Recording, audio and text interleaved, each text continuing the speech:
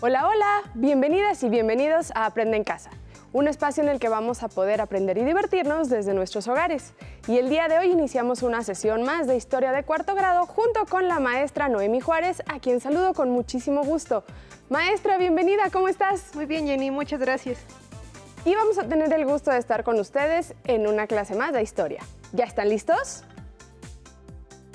Vamos con Ajo Listo y comenzamos. ¡Hola! Vamos a ver el siguiente video. Buenas prácticas para seguir adelante. Como todos sabemos, la COVID-19 es una enfermedad que se contagia muy fácilmente entre las personas. Por eso hay que continuar cuidándonos siguiendo las buenas prácticas que ya todos conocemos para evitar contagiarnos. Utiliza cubrebocas. No salgas de casa. Si tienes que hacerlo, recuerda que es obligatorio utilizarlo. Mantén una distancia mínima de 1,5 metros entre tú y los demás. Lávate las manos muy seguido con agua y jabón por lo menos durante 20 segundos o aplica desinfectante a base de agua y alcohol. Desinfecta las superficies de los objetos que más utilizas. También las cosas que compres en la tienda o en el supermercado. Sigamos luchando juntos contra este virus, cuidándonos los unos a los otros. Es muy importante continuar con las recomendaciones para evitar contagios de COVID. Trata de no salir de casa a menos que sea muy necesario. Si lo haces, utiliza el cubrebocas. Lava tus manos frecuentemente con agua y con jabón, por lo menos durante 20 segundos. Ahora es momento de seguir con el programa de hoy. ¿Listas? ¿Listos? ¡Muy bien! ¡Nos vemos pronto! En la última clase estudiamos sobre la caída de México Tenochtitlán y algo de la conquista y colonización del territorio del México antiguo. Específicamente hablamos sobre el virreinato de la Nueva España y algunas de sus características. Si no me equivoco, después de la caída de Tenochtitlán, además de la conquista militar, comenzó también lo que se conoce como conquista espiritual. ¿Estoy en lo correcto? Así es. Como parte del sometimiento a los pueblos originarios, los españoles vieron la necesidad de imponer, entre otras cosas, su religión. Recordemos que las culturas del México antiguo eran politeístas. Esto significa que creían en muchos dioses y pudimos observarlo en videos de las clases anteriores. Así es, Jenny, has puesto mucha atención. Esta conquista espiritual se realizó a través de la evangelización. Para ello, a partir de 1523, empezaron a desembarcar misioneros europeos de distintas órdenes religiosas, como los franciscanos, agustinos, dominicos o jesuitas, con el fin de predicar su religión y terminar con los cultos paganos, y según su creencia, salvar las almas de los indígenas presos de cultos demoníacos. ¿Sabes qué religión impusieron los españoles y cómo lograron hacerlo? ¿Podemos ver esa consecuencia hasta nuestros días? ¿Qué otro legado de la época virreinal existe actualmente? ¿Qué les parece si para comenzar a responder estas preguntas iniciamos nuestra clase viendo el siguiente video? Pongan mucha atención. Consumada la conquista militar de los pueblos indígenas, la corona española tuvo una gran preocupación: la evangelización del nuevo territorio como una forma de consolidar su dominio a través de la tradición católica y el conjunto de ideas, sentimientos y costumbres que la integraban. La evangelización de la Nueva España resultó un poco más ordenada y metódica a partir de 1524, año en que llegaron los primeros misioneros franciscanos, mejor conocidos como los 12. A ellos se sumarían más tarde agustinos, dominicos, jesuitas y mercedarios. La labor de los frailes no resultó fácil. El primer obstáculo con el que tropezaron fue la multiplicidad lingüística del territorio que tenían que evangelizar. Los misioneros supieron que el conocimiento de estas lenguas era esencial para su labor evangelizadora, aunque el enorme abanico de voces, en principio, les causó un gran problema.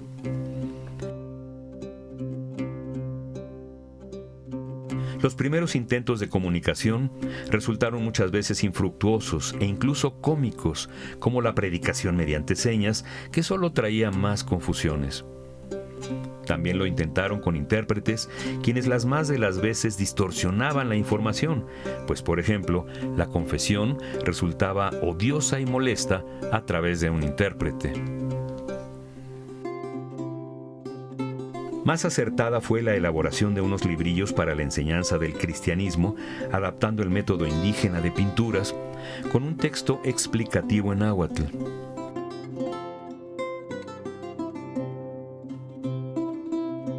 Hoy día, estos manuscritos son conocidos como catecismos testerianos, en honor a Fray Jacobo de Testera, a quien se le atribuye su invención.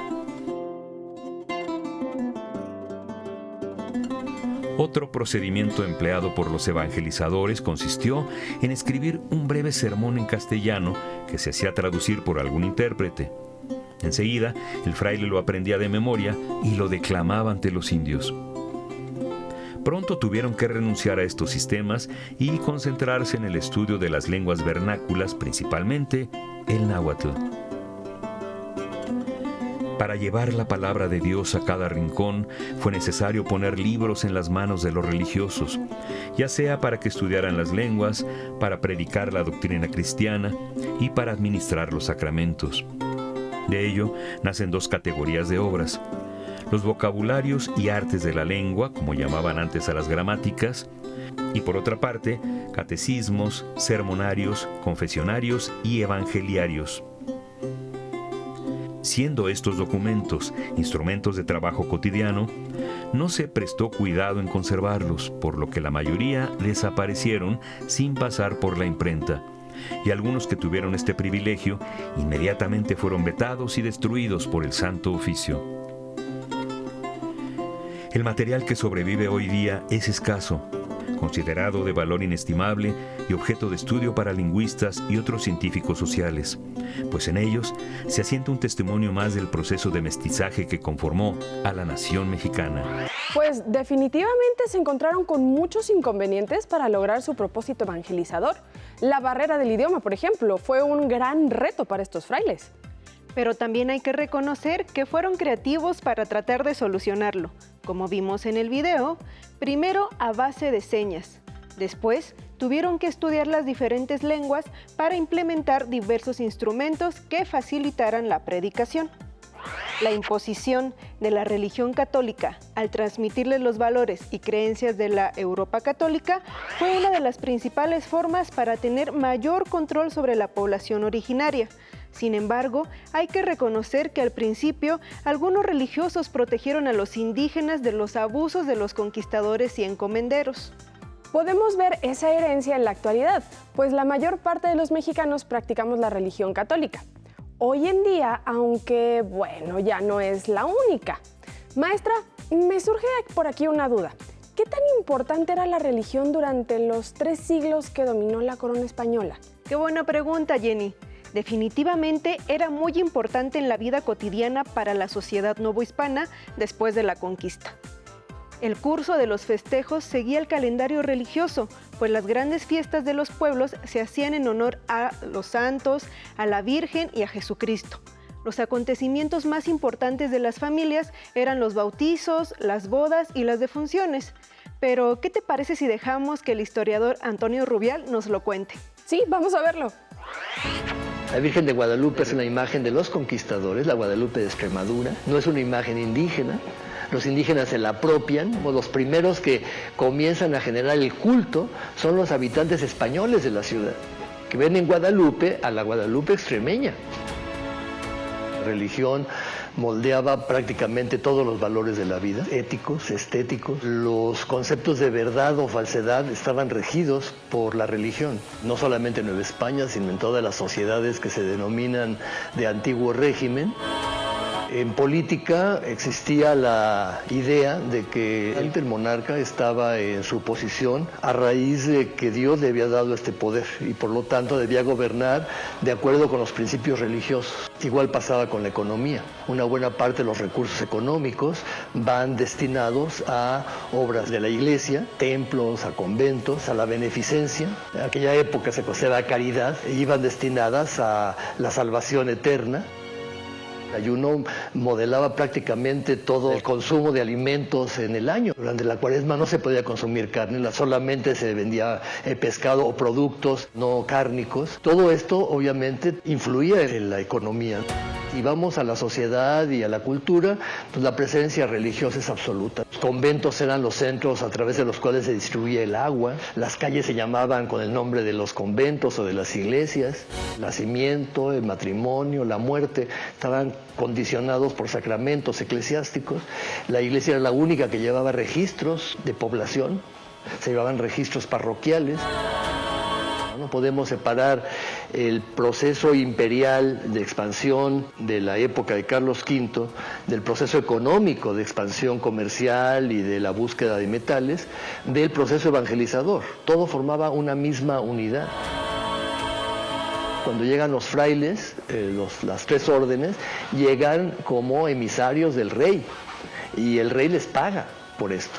¿No? Son funcionarios, forman parte de ese gran proyecto imperial que es atraerse a estos paganos hacia el cristianismo como parte de un destino, el destino mesiánico del imperio español, y lo que justifica que estos indios puedan ser a su vez explotados. En ningún momento dudan que el proceso de conquista fue una necesidad para que llegara la evangelización. El proceso de la Virgen de Guadalupe es un proceso fascinante y no influyó nada en la evangelización, nada, ¿no? Porque los frailes son los principales opositores. El proyecto guadalupano fue obra de los obispos, del cabildo de la catedral y del clero secular. Otra forma de evangelización que surge a partir de esta necesidad del siglo XVII, no solamente de terminar por extirpar las idolatrías, sino de apropiarse del fenómeno evangelizador como un proceso que los obispos y el clero secular están queriendo llevar a cabo y quitándoselo a las órdenes religiosas. Es el gran conflicto entre frailes y obispos que llena los 3 siglos coloniales. En el fondo está esto, ¿no? El control de las comunidades indígenas. Maestra, no sabía que la Virgen de Guadalupe es una construcción consecuencia de esa conquista espiritual en la época virreinal y es una figura venerada en la actualidad bastante importante. Gran parte de la población, de hecho, es guadalupana. Sí, aunque es muy importante precisar que la religión que practicamos hoy en día en nuestro país no es exactamente la que se impuso en esa época. Esta está mezclada con las costumbres de los pueblos originarios y se puede ver en las distintas comunidades a lo largo de la República Mexicana, en las que hay una gran diversidad de prácticas religiosas combinadas con cuestiones como la fertilidad de la tierra, por mencionar algún ejemplo. Esto comenzó a ocurrir principalmente en el siglo XVI, pues la jerarquía de la Iglesia decidió fundar los santuarios de los aparecidos en los lugares donde realizaban sus ceremonias de sus antiguos dioses. Alumnas y alumnos que nos ven desde casa, los retamos a investigar sobre las prácticas religiosas que existen en su comunidad para conocer su origen e identificar el mestizaje cultural que existe en ellas. La principal consecuencia de la conquista y colonización fue el mestizaje. Esta mezcla se dio en muy distintos aspectos, desde el mestizaje biológico hasta el mestizaje cultural, que sumó y aportó distintos elementos para conformar una nueva cultura. La religión no es el único legado que conservamos de ese pasado. Hay muchas otras costumbres y tradiciones que vienen de esa época. ¿Pueden identificar alguna, alumnas y alumnos en casa? A ver, maestra, a mí se me ocurre, por ejemplo, el idioma. Pues a pesar de que gran parte de la población habla español, utilizamos muchas palabras que provienen del idioma náhuatl, como chocolate, papalote o chile. Y aún se conservan algunas lenguas indígenas en distintas regiones del país. También el mestizaje se puede apreciar en la gastronomía, por ejemplo. El mole, que tiene ingredientes de distintos lugares del mundo como europeos, asiáticos y mesoamericanos, por supuesto. Efectivamente, Jenny. Hay que recordar que llegaron a América personas y productos de distintos continentes, muchas veces por medio del intercambio comercial a través del galeón de Manila, los cuales se mezclaron con los que ya existían en este territorio. Veamos el siguiente video para comenzar a adentrarnos en la mezcla que hubo en la comida y que pervive hoy en día en nuestra vida cotidiana. Vamos a verlo. Cuando llegaron los españoles a Tenochtitlan, se quedaron maravillados de todo lo que se vendía en los mercados. Hernán Cortés le escribe al rey de España en sus cartas de relación cómo era el mercado de Tlatelolco, el más grande. Habla, por ejemplo, de que había jueces que estaban ahí vigilando que todo correspondiera al peso que se había pedido. Habla del orden que tenían en la venta de los productos. Como había una sección, por ejemplo, para la alfarería, la fina y la del diario. Había la parte donde vendían metates y molcajetes. Estaba también toda la parte de los mantos de algodón, todo lo que eran los textiles, ¿no?, que usaban, donde se vendían las plumas que usaban para los penachos. Y habla también, cuando llega ya a la parte de los alimentos, de que existen unos lugares, dice, donde se bebe y se come por precio. O sea, había fonditas. Y empieza a describir todas las mercancías. Impresionado. Todos los tipos que había de maíz, todos los tipos que había de chiles, ¿no?, de frijol, de calabazas, verduras, todos los vegetales, las hierbas, que les impresionaron mucho que aquí se comía tantas hierbas, e insectos, que también era un alimento importantísimo. Y como estaba rodeado de lagos Tenochtitlan, imagínense que había mucho pescado. Entonces ahí se vendían diferentes variedades, también aves. Había muchas, porque imagínense, en los lagos había mucho pato, llegaban muchas también aves migratorias, todo eso se consumía. Y Tenochtitlan estaba rodeado de bosques. Todas las montañas que nos rodean tenían bosque en ese entonces. Y había muchísimos animales también, liebres, conejos, pumitas, bueno, se dice que hasta venados. Por su parte, el cronista soldado Bernal Díaz del Castillo nos cuenta de cómo eran las comidas del emperador Moctezuma en su gran palacio, que era donde ahora es Palacio Nacional. Y nos dice que ahí, que vivían con 1000 personas, entre todas las esposas del emperador, sus hijos, sirvientes, un gentío, se cocinaban cotidianamente alrededor de 300 platillos, de los cuales él seleccionaba como 30 que degustaba en un lugar especial, tapado por un trono y con sus gobernantes principales para darles instrucciones, comentar la comida y con música. Fíjense, antes de comer nos cuenta que le llevaban unas jícaras con agua fresca, con unos pañuelos blancos con los que se lavaba la boca y las manos antes y después de comer. Y cuenta que al finalizar le llevaban 2 cañitas de oro rellenas, dice Bernal, de una hierba que llaman tabaco, perfumada con liquidámbar, y se adormía. O sea, se echaba una siestecita. Fíjense qué refinamiento. Bueno, y lo maravilloso es que esos productos que se utilizaban son los mismos que consumimos ahora y los podemos ver aquí en este hermosísimo mercado, ¿no? Todo el fruto del maíz, todas esas verduras increíbles, los vegetales, las frutas. Esas llevaron tiempo después, ya en el siglo XIX, a decir a la marquesa Calderón de la Barca que en México el postre colgaba de los árboles, refiriéndose a nuestras maravillosas frutas. Pero ¿qué pasó con esta maravilla que se comía? Que además les voy a decir una cosa, era sanísimo porque aquí no había nada frito. Aquí todo era asado o hervido al vapor, era una comida muy sana.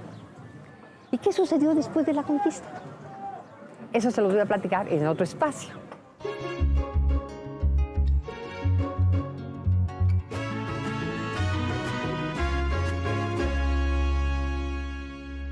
Al poco tiempo de la conquista, los españoles comenzaron a mandar traer sus productos que extrañaban enormemente para comer. Antes que nada, el trigo para su pan, el vino, el aceite de oliva, pero también querían sus embutidos. Entonces trajeron puercos, que además daban la manteca para freír, que les encantaba. Querían sus carnes rojas, entonces mandaban traer el ganado. Y así tuvimos también la leche, quesos, mantequilla, crema. Después llegaron las cabras, las ovejas. La caña de azúcar, por supuesto, fue importantísima. Imagínense la repostería mexicana sin el dulce del azúcar. Y 2 ingredientes que ya uno pensaría que eran totalmente mexicanos, de cómo los asumimos: el ajo y la cebolla. Ellos a su vez los habían llevado de Roma, y antes los romanos de Egipto. En fin, hay toda una trayectoria atrás de los ingredientes. En la segunda mitad del siglo XVI comenzó a llegar una flota que venía de Asia con todos esos lujos orientales, que se conoció como la nao de China, que además traía las especias. Imagínense nuestra cocina sin especias, sin la canela, la pimienta, el clavo, el anís y demás maravillas. Bueno, todo ese conjunto de ingredientes se juntó en los conventos, donde las monjas españolas, ayudadas por sus sirvientas indígenas y una que otra africana que había venido como esclava, y seguramente alguna oriental que se bajó de la nao de China y dijo, aquí me quedo, que todas ellas tenían sus propias herencias culinarias, fueron trabajando con estos ingredientes maravillosos, mezclándolos, y así surgió la prodigiosa cocina mexicana. Ustedes imagínense un mole, que hay algunos que tienen 28 o 30 ingredientes. Son los 3 continentes unidos en un platillo, exquisito, reconocido en todo el mundo. Maestra, qué interesante es reflexionar sobre los ingredientes que utilizamos cotidianamente para cocinar. Muchos de ellos llegaron a América en la época virreinal. Y qué interesante saber que parte de las recetas de la gastronomía mexicana viene de los conventos. Así es, Jenny. Detenernos a pensar de toda la herencia que tenemos en este pasado virreinal es interesantísimo. Por ejemplo, muchas leyendas que actualmente se conocen en distintas partes del país también provienen de este periodo. ¿Te gustaría escuchar alguna? Ay, sí, maestra, por favor, me encantaría. Vamos a escuchar la leyenda del Callejón del Beso, que se desarrolla en Guanajuato y es muy representativa de esta ciudad. Vamos a escucharla.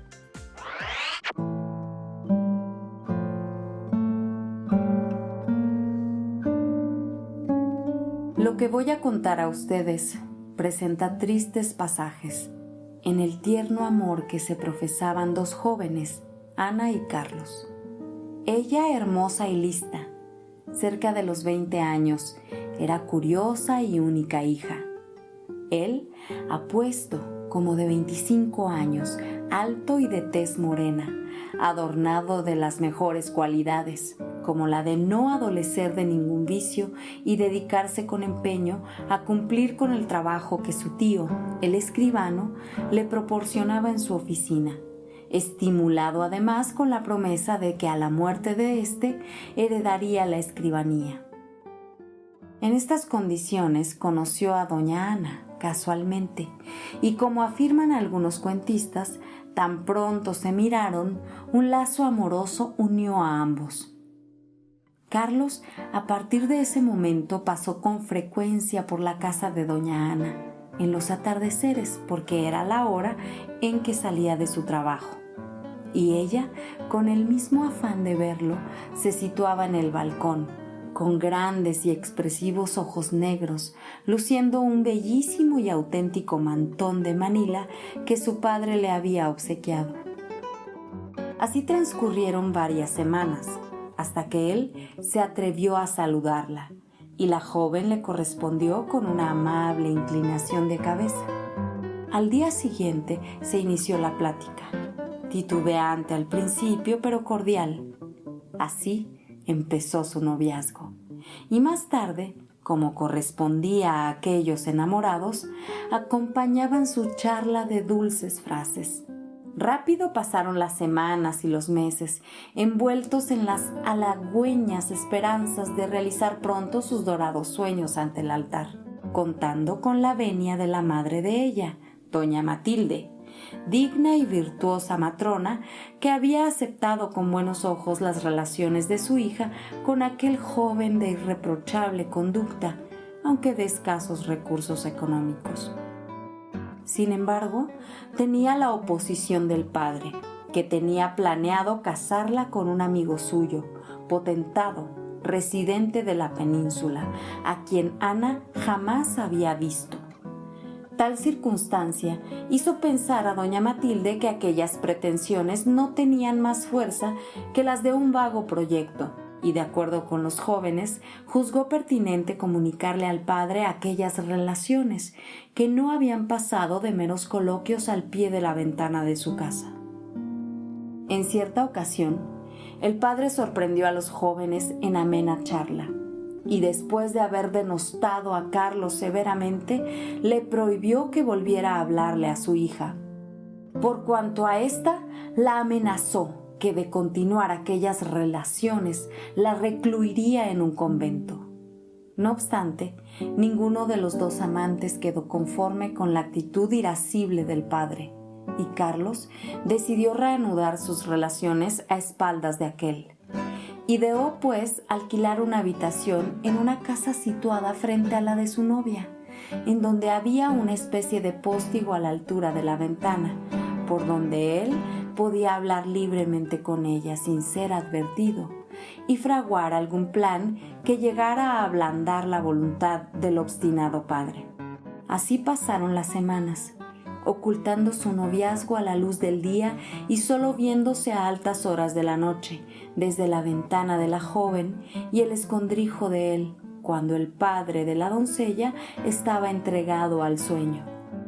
Mas la desgracia abatió de repente aquel amoroso diálogo, pues el padre, habiendo sospechado aquellas misteriosas entrevistas, se levantó furtivamente de su lecho, sacó de su buró una filosa daga y, ciego de ira, se dirigió hacia la ventana.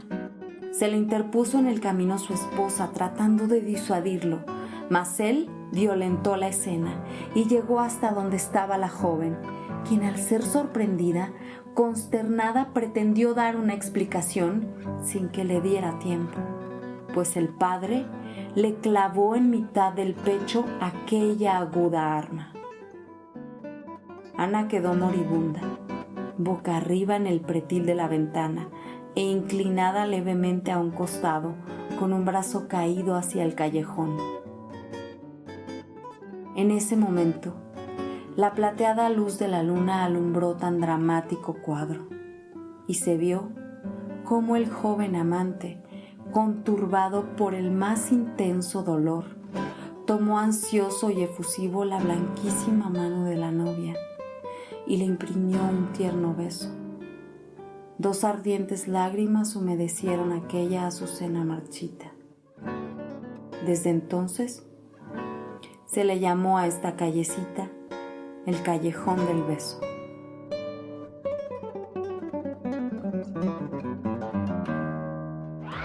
¡Qué fuerte leyenda! Sí sabía que en la ciudad de Guanajuato existía este callejón y que es muy famoso. La gente de hecho se va y se toma fotos ahí. El día de hoy hablamos sobre la herencia que nos dejó el pasado virreinal. Primero aprendimos sobre la evangelización que como consecuencia implantó la religión católica entre la población. Después hablamos de otros aspectos del mestizaje cultural como el idioma o la gastronomía y pusimos como ejemplo el mole, como uno de los platillos típicos de la gastronomía mexicana que se conservan hoy en día. Y por último, escuchamos una leyenda que viene de ese periodo y que se conserva como una tradición de la ciudad de Guanajuato. Si te es posible, consulta otros libros y comenta el tema de hoy con tu familia. Si tienes la fortuna de hablar una lengua indígena, aprovecha este momento para practicarla y platica con tu familia en tu lengua materna. Por hoy hemos terminado con El legado de la época virreinal, de historia de 4º grado, y espero que lo hayan disfrutado tanto como nosotras. Nos vemos en la próxima. Vamos a la siguiente materia. Pero antes vamos a movernos un poco.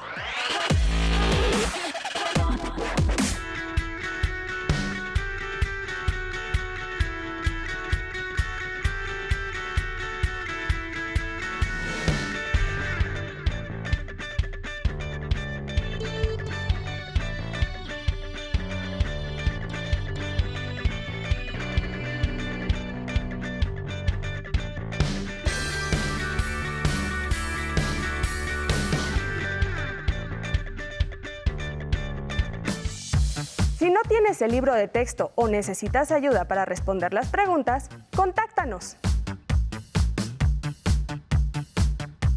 Para solicitar apoyo pedagógico, comunícate con maestras y maestros de lunes a viernes de 8 a 20 horas al teléfono 55 41 72 04 13 con 100 líneas. También puedes encontrar los libros de texto en la página conaliteg.sep.gov.mx. Si quieres volver a ver los programas de Aprende en Casa, los puedes encontrar en la siguiente liga: aprendeencasa.cep.gov.mx.